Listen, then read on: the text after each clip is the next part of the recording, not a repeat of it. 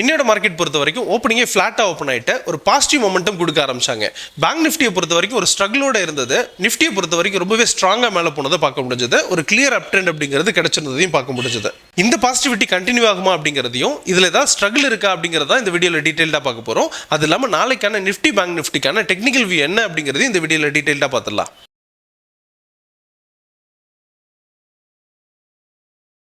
நீங்கள் எனக்கு எவ்வளோ ப்ராஃபிட் பண்ணீங்க, உங்களோட பொசிஷன் என்ன அப்படிங்கிறத கமெண்ட் செக்ஷனில் கமெண்ட் பண்ணுங்கள். நம்ம ட்ரேட் எம்பரருக்கான டெலிகிராம் அண்ட் வாட்ஸ்அப் குரூப்புக்கான லிங்க் டிஸ்கிரிப்ஷனில் கொடுக்குறேன். தேவைப்படுறவங்க ஜாயின் பண்ணிக்கோங்க. Hello everyone, this is Jegadeeswaran, founder of trade emperor.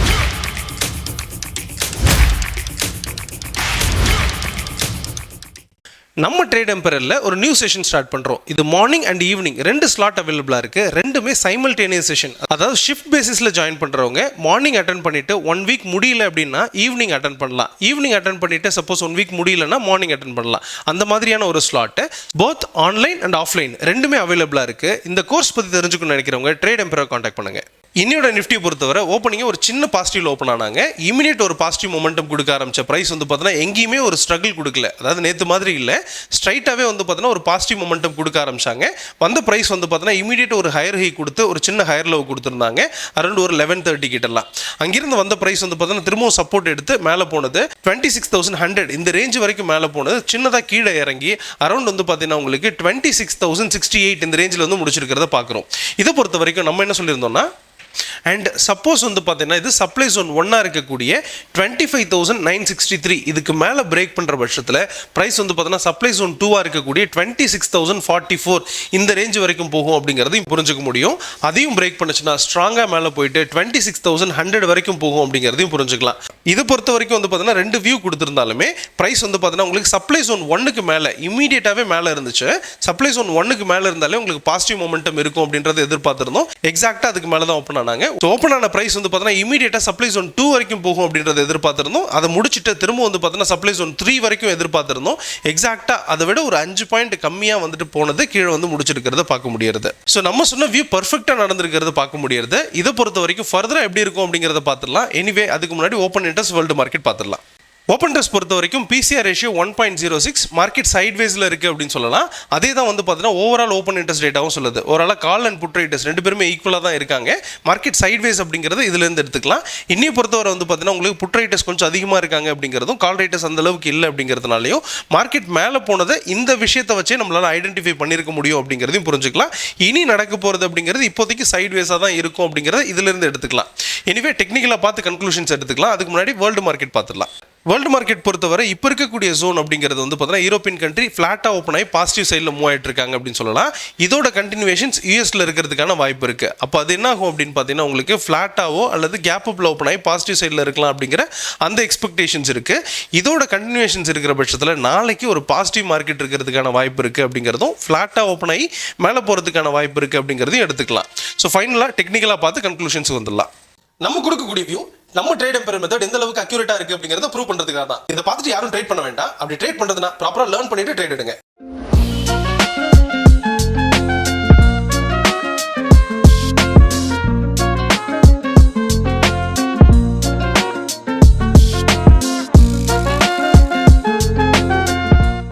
நிஃப்டியோட டெக்னிக்கல் வியூ பொறுத்த வரைக்கும் நம்ம ட்ரேட் எம்பரர் மெத்தட்ல 3 சப்போர்ட்டையும் 3 ரெசிஸ்டன்ஸையும் ஐடென்டிஃபை பண்றோம். இதுல இன்ட்ராடேல இந்த பிரைஸ் எப்படி மூவ் ஆகும் அப்படிங்கறத புரிஞ்சுக்கலாம். கரண்ட் ரேட் அப்படிங்கிறது வந்து பாத்தீங்கன்னா மேலே போயிட்டு இருக்கு. அப் டு வந்து பாத்தீங்கன்னா 26,300 அப்படிங்கிற இந்த டைரக்ஷன்ஸ் எடுத்து மூவ் ஆயிட்டு இருக்கு அப்படிங்கறது புரிஞ்சுக்கலாம். பிரைஸ் வந்து பாத்தீங்கன்னா ஒரு சின்ன அந்த ட்ரெண்ட்ல வந்து பாத்தீங்கன்னா ஒரு சின்னதா ஒரு ஸ்ட்ரகிள் அப்படிங்கறதோட முடிச்சிருக்கிறத பார்க்க முடியுது. அப்படின்னும் போது இப்போ இருக்கக்கூடிய ஜோன் அப்படிங்கிறது வந்து பாத்தீங்கன்னா மேலே போகுமா கீழே வருமா அப்படிங்கிற அந்த டைரக்ஷனோட முடிச்சிருக்கு அப்படின்னு சொல்லலாம். பட் ஓவராலா இதோட டைரக்ஷன் மேலே போய் முடியணும் அப்படிங்கறத கன்ஃபார்ம் பண்ணிருக்குன்னு சொல்லலாம். அப்படின்னும் போது இந்த இடத்துல வந்து பார்த்தீங்கன்னா இன்ட்ராடேல பிரைஸ் வந்து பார்த்தீங்கன்னா இந்த சப்ளை ஜோன் 1 அதாவது 26,081 இதுக்கு மேலே சஸ்டெயின் ஆயிடுச்சுன்னா இமீடியட்டாக மேலே போகும் அப்படின்னு எடுத்துக்கிட்டாலுமே அடுத்ததாக வந்து பார்த்தீங்கன்னா ஒரு சின்ன ரெசிஸ்டன்ஸ் இருக்குது. அது 26,097 இதையும் பிரேக் பண்ணுச்சுன்னா தான் கொஞ்சம் ஸ்ட்ராங்காகவே மேலே போயிட்டு அப் டு வந்து பார்த்தீங்கன்னா உங்களுக்கு 26,300 வரை போகிறதுக்கான அந்த பொட்டன்ஷியல் எடுக்கும் அப்படிங்கிறது புரிஞ்சுக்கலாம். இதில் ஒரு சின்னதாக ஒரு அப் ட்ரெண்ட் அப்படிங்கிறது ஃபார்மேஷனாக கிடைக்கும் அப்படிங்கிறதையும் புரிஞ்சுக்கலாம். சப்போஸ் மார்க்கெட் கீழே வரும் அப்படிங்கிற பட்சத்தில் அது என்ன பண்ணிருக்குன்னா டிமாண்ட் ஜோன் 1 இருக்கக்கூடிய 26,008 பிரேக் பண்ணியிருக்கோம். அப்படி பிரேக் பண்ணியிருந்துச்சுன்னா அப் டு வந்து பார்த்தீங்கன்னா உங்களுக்கு டிமாண்ட் ஜோன் 2 இருக்கக்கூடிய 25,881 இந்த ரேஞ்சை வந்து பார்த்தீங்கன்னா ரீச் பண்ணுறதுக்கான வாய்ப்பு அப்படிங்கிறது அதிகம். அண்ட் இதில் வந்து பார்த்தீங்கன்னா ஒரு டவுன் ட்ரெண்ட் அப்படிங்கிறது கிடைக்கலாம். பட் இது பொறுத்த வரைக்கும் பார்த்தீங்கன்னா ரிஸ்கான ஏரியா. பட் மார்க்கெட் வந்து மேலே போகும் அப்படிங்கிற அந்த வியூ எடுத்துட்டு நம்ம அப்ரோச் பண்ணுறது அப்படிங்கிறது ஒரு நல்ல விஷயமா இருக்கும். சப்போஸ் இந்த பிரைஸ் வந்து பார்த்தீங்கன்னா டிமாண்ட் ஜோன் 2 இருக்கக்கூடிய 25,880 இந்த ரேஞ்சை பிரேக் பண்ணுச்சுன்னா ஃபர்தராக இதோட பிரைஸ் ஃபால் ஆக ஆரம்பிச்சிடும். அப் டு வந்து பார்த்தீங்கன்னா உங்களுக்கு 25,064 இந்த ரேஞ்ச் வரைக்கும் வரலாம் அப்படிங்கிறதும் இது ரிஸ்கான ஏரியாவாக இருக்குது அப்படிங்கிறதும். அண்ட் அடிஷ்னலி வந்து பார்த்தீங்கன்னா இது பெரிய ஜோன் அப்படிங்கிறதுனால இதில் ஆப்பர்ச்சுனிட்டி ரொம்பவே அதிகமாக இருக்கும் அப்படிங்கிறதையும் புரிஞ்சுக்கலாம்.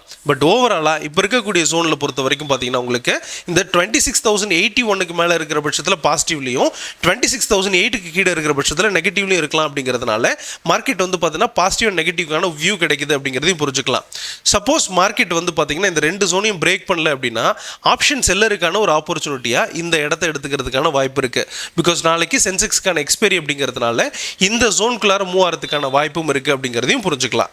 இன்னைக்கு பேங்க் நிஃப்டி பொறுத்தவரை ஓப்பனிங்கே ஃப்ளாட்டாக ஓப்பன் ஆகிட்டு இமீடியட் பாசிட்டிவ் போகிறதுக்கு ட்ரை பண்ணாங்க. பட் அந்த அளவுக்கு போக முடியல. நிஃப்டி அளவுக்கு போக முடியலனாலுமே ஒரு சின்ன ஸ்ட்ரகிளோட மார்க்கெட் இமீடியட்டாக கீழே விழுந்தது பார்க்க முடிஞ்சது.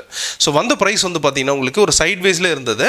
ஆஃப்டர் தட் வந்து பார்த்தீங்கன்னா உங்களுக்கு மார்னிங் போன ஹையை பிரேக் பண்ண ஆரம்பிச்சாங்க. அரௌண்ட் 58,350 பிரேக் பண்ணது அழகாக வந்து பார்த்தீங்கன்னா ஒரு நியூ ஹையை கொடுத்து 58,450 இந்த ரேஞ்சுக்கு போனது அதே இடத்துல முடிச்சிருக்கிறத பார்க்குறோம். அரௌண்ட் வந்து பார்த்தீங்கன்னா 58,400 முடிச்சிருக்காங்க.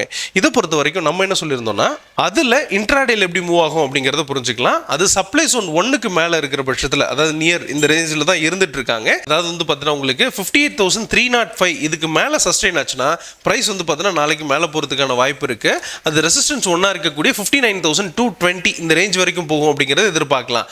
ஸோ இதை பொறுத்த வரைக்கும் ரெண்டு வியூ கொடுத்துருந்தாலுமே இந்த சப்ளை ஜோன் 1க்கு மேலே இருக்கிற பட்சத்தில் பாசிட்டிவ் ஆகும் அப்படின்றதும் மேலே போகும் அப்படின்றத எதிர்பார்த்துருந்தோம். பட் அந்த அளவுக்கு மேலே போகல. சஸ்டெயின் ஆனாலுமே உங்களுக்கு பெரிய லெவலில் மேலே போகாமல் ஒரு சஸ்டெயின் ஆகி முடிச்சிருக்கு அப்படின்னு சொல்லி புரிஞ்சுக்கலாம். அண்ட் கீழே வரல, பெரிய லெவலில் கீழே வராமல் அப்படியே முடிச்சிடுச்சுன்னு சொல்லலாம். இது சஸ்டெயின் ஆகி முடிச்சிருக்கா அல்லது ஃபர்தராக மேலே தான் போக போதா இல்லை ஏதாவது சேஞ்சஸ் இருக்கா அப்படிங்கிறத ஃபர்தராக பார்த்து தெரிஞ்சுக்க போகிறோம். அதுக்கு முன்னாடி ஓப்பன் இன்ட்ரெஸ்ட் பார்த்துலாம். ஓப்பன் இன்ட்ரெஸ்ட் பொறுத்த வரைக்கும் பிசிஆர் ரேஷியோ 1 அப்படிங்கிறதுனால மார்க்கெட் சைட்வேஸில் தான் இருக்குது அப்படிங்கிறது நம்ம கன்க்ளூஷனாக எடுத்துக்கலாம்.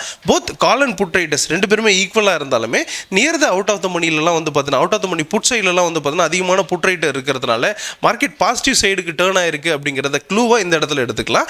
இன்னையை பொறுத்தவரை வந்து பார்த்தீங்கன்னா அதிகமான புட் ரைட்டர்ஸ் இருக்காங்க அப்படிங்கிறதும் கால் ரைட்டர்ஸ் பெரிய லெவலில் இல்லை அப்படிங்கிறதுனால வரக்கூடிய நாட்களில் பாசிட்டிவில் போகும் அப்படிங்கிற அந்த வியூவை இந்த இடத்துலேருந்து எடுத்துக்கலாம்.